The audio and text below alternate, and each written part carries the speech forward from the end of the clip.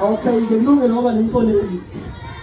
Shuthi ngicabanga ukuthi ke uyena ofanele axolise kimi. Enzeni?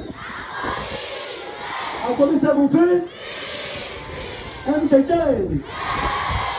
Axolise kuphi?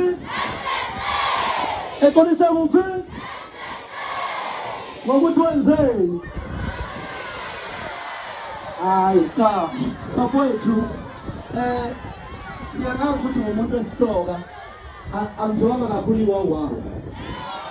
Bengimxolisela naye futhi ngiyafisa ukuthi axolise kwiningizimu Afrika yonke ngoba yonke isemdletsheni.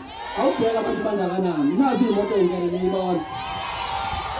Isangena ezinye ngithi ngiyabona. Ngicela nimxolele bafowethu, angazi ukuthi woneni kimi, kodwa ngicela nimxolele noma benzeni. Okay.